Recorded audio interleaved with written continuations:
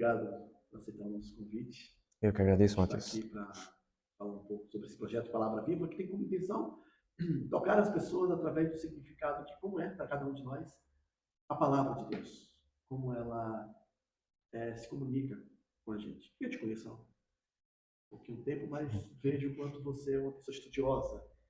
Então, eu gostaria de ouvir você, de você compartilhar conosco sobre como é essa sua relação com a Bíblia, como ela tem sido um alimento diário.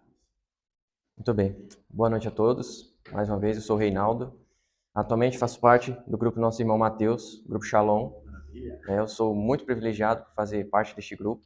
Sou indigno até, mas por misericórdia e graça de Deus, sou privilegiado, como disse, de poder fazer parte deste grupo. Bom, Mateus, a sua pergunta por mais fácil que seja de respondê-la, ela é um pouco complexa demais, porque falar sobre Deus é uma complexidade imensa. Bom, eu tenho aí uns 10, 9 anos já na caminhada cristã. Dei início lá no ano de 2015, junto com a minha esposa, ela que veio plantando essa semente do evangelho no meu coração. E ao decorrer desses anos, Deus veio moldando, o meu interior. Minha esposa, que na época estava afastada do rebanho, e prove a Deus, providência divina de Deus, que naquele ano nós casamos, colocamos a nossa vida em ordem e começamos ali, a nossa trajetória cristã.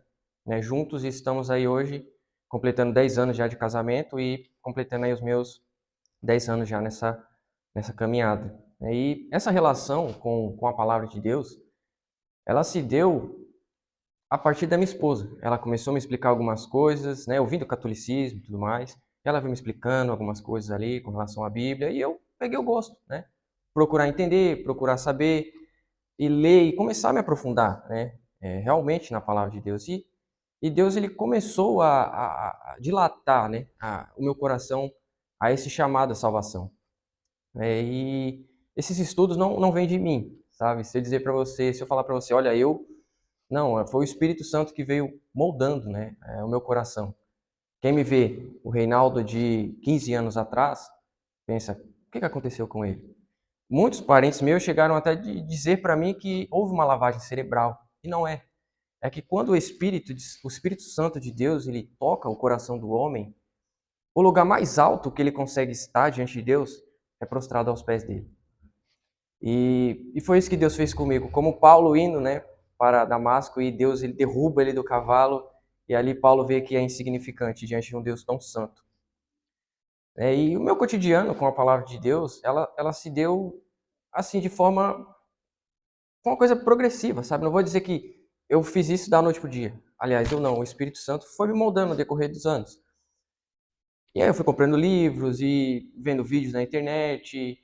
A igreja que eu fazia parte também me auxiliou muito na questão teológica, as orações. E isso veio mudando o meu coração no decorrer dos anos. E hoje a minha relação com Deus é realmente como diz as Escrituras, de um pai com um filho. Particularmente eu, Reinaldo, quando eu estou orando, eu converso com Deus. Eu não uso palavras repetidas, não uso teologia, como muitos falam bonito. Não, eu falo com Ele. Eu expresso o que eu estou sentindo, pergunto para Ele, como muitos de nós temos os nossos questionamentos. Por quê? Por que disso? Muitas vezes não vai responder, como fez com Jó. Jó fez mais de 40 perguntas e Deus não respondeu nenhum. Quando Deus ele rompe o silêncio, Deus fala, olha, se prepara como guerreiro, eu vou te fazer algumas perguntas. Onde você estava quando eu criei todas as coisas? Já que é que você sabe tanto. E assim somos nós, como um filho mimado às vezes, Mas Deus, esse infinito amor, ele dirige a gente para junto dele. E eu tomo a palavra de Deus como algo que nós fazemos diariamente. Nós sentimos fome, nós sentimos sede, sentimos vontade de dormir, E para mim a Bíblia ela tem que ser prioridade. Prioridade mais que o trabalho, prioridade mais que o estudo, sabe? Só que como eu disse nas entrelinhas, é fácil a gente dizer Deus é tudo, a Bíblia é tudo. Mas quando nós olhamos o nosso cotidiano, às vezes aquilo que deveria ser secular acaba se tornando primazia. E nós começamos ao decorrer do tempo a deixar Deus de lado, sabe? E ali na minha caminhada cristã, eu era alguém que lia 10 capítulos por dia, 20 capítulos por dia, e às vezes eu olho hoje um capítulo, 2 capítulos, 5 capítulos. Então você vai diminuindo, e é uma coisa que não deveria ser. E às vezes eu me pego e falo, Senhor, será que eu sou realmente um cristão? Porque se eu respondo a sua pergunta, Deus é tudo, Mateus, é tudo. Mas quando eu estou em casa, meu telemóvel está mais aceso do que a minha Bíblia está aberta, sabe? A minha televisão ela está ligada, enquanto a minha Bíblia ela está fechada. Então, dizer tudo, eu estaria sendo um hipócrita diante de você e de todos que estão acompanhando a gente nesse vídeo. Mas quando nós olhamos para Cristo, isso muda a gente. Então a gente começa a tomar ele de novo como primazia. E é o que eu tenho feito ultimamente. Eu tenho voltado, como diz lá no livro de Apocalipse. Lembra de onde você caiu e volta. Pratica as primeiras obras. E a gente vê lá no início da nossa conversão, o amor, a paixão que a gente tinha por ele. Isso tem que ser constante. É como Jesus diz, não vos embriagueis com vinho. O Paulo diz, onde há contenda, mas enchei-vos do Espírito. É uma coisa que tem que ser continuamente cheia. Todos os dias você enche um pouco, até transbordar. Porque Jesus fala, eu lhe dou o Espírito, e o Espírito sem medida. E a minha relação com Deus hoje é isso, é buscar o máximo possível, tentar fazer a vontade dele e deixar a minha de lado. Dizer que é fácil? Não é. Mas Deus ele tem que ser a nossa primazia. E assim, tem sido difícil devido ao trabalho, à correria do dia a dia, todos têm a sua rotina, casamento, então são muitas coisas. Eu ainda não tenho filho, mas você que tem, você sabe os desafios que é você ser um pai, você ser um missionário, você ser um evangelista. Então, dividir toda essa tarefa e ainda colocar Deus como prioridade, chega a ser uma tarefa um pouco difícil. Você que é pai, você pode responder melhor para mim, ou para nós, né? Mas eu vejo eu no meu cotidiano, às vezes eu acordo, todo dia eu tô acordando 6 horas da manhã, em um período de 8 horas diárias, até chegar em casa, e você chega cansado, e aquela coisa. Até o desporto, que é uma coisa que, você sabe, eu pratico desporto. Ultimamente eu tô até meio, vamos dizer, preguiça mesmo. Agora imagina para as coisas de Deus. Às vezes nós nos dedicamos tanto a uma coisa e esquecemos outra. E o meu contato com a palavra de Deus foi isso. Deus ele me moldou a isso. Então eu estudava muito, comprei muitos livros e era o dia inteiro estudando, e era o dia inteiro lendo e questionando e perguntando pessoas, vídeos, por que isso, por que daquilo, por que disso, por que daquilo, sabe? E a nossa vida, se a gente parar para prestar atenção, nós somos como Pedro, eufóricos, né? Eufóricos. Mas na hora do vamos ver, vou correr. Cara, que aula. Que aula. E para sua leitura? Na minha leitura de hoje eu trouxe Lamentações 3. É um versículo que é nesse contexto geral que eu trouxe hoje da nossa vida cotidiana, do nosso cansaço, muitas vezes da nossa frieza espiritual. Então eu pensei em Lamentações 3.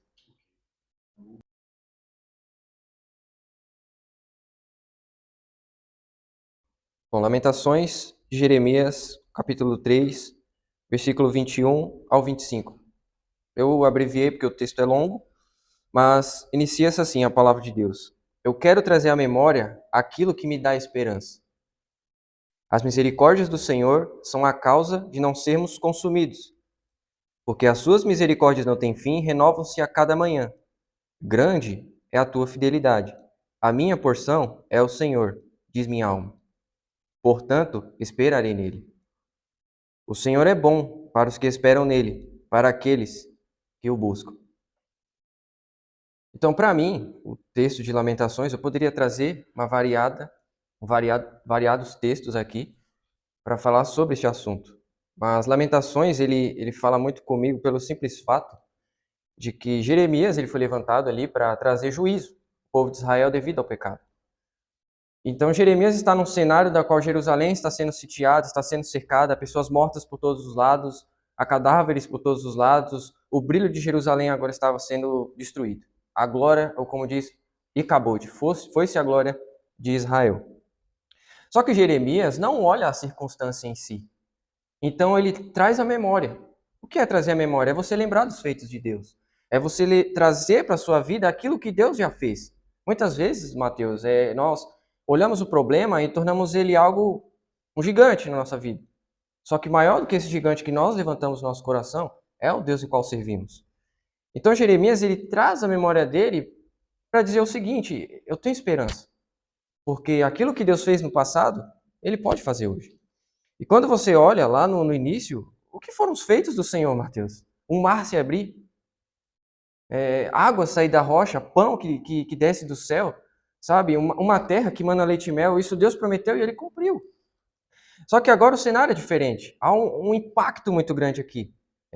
devido ao pecado, Deus agora pune o seu povo. Só que Jeremias permanece firme.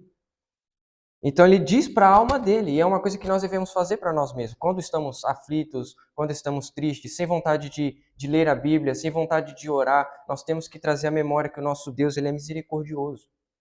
Ele renova-se a cada manhã. Renova-se a cada manhã. Então, ele continua dizendo, o Senhor é bom para os que esperam nele e buscam. Não é apenas a leitura, mas a busca. Nós devemos buscar incessantemente, buscar como um faminto. Nós somos, como diz um certo teólogo, nós somos mendigos alimentando outros mendigos, sabe? E diria um certo teólogo que diz o seguinte, se olho para mim, me deprimo. Quando olho para os outros, me iludo. Quando olho para as circunstâncias, me desencorajo. Mas quando olho para Cristo, eu me completo.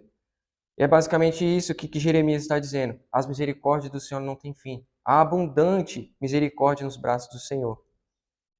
Em João, vou fazer um breve resumo aqui já para a gente encerrar. Em João, capítulo 1, nós vemos a manifestação da bondade de Deus sobre as nossas vidas. Em João 1, Jesus é o verbo que se fez carne. Em João 4 e o capítulo 5, Jesus ele tem poder sobre enfermidades. No capítulo 6 de João, Jesus é o pão da vida. No capítulo 7, ele é a água viva. No capítulo 8, ele é a luz do mundo. No capítulo 10, ele é a porta, ele é o bom pastor. No capítulo 11, ele diz, eu sou a ressurreição e a vida. No capítulo 14, ele é o caminho até Deus. No capítulo 15, ele é a videira verdadeira. No capítulo 19, o sacrifício de Deus, o ápice do amor de Deus. E no capítulo 21, ele é o perdão, a restauração e a esperança da humanidade. Porque ali nós vemos um Pedro que havia negado e ali nós vemos um Jesus chamando ele para perto. É por isso que eu torno a trazer a memória que me dá esperança. Porque essa misericórdia, Mateus, que são os motivos de nós não sermos consumidos. Eu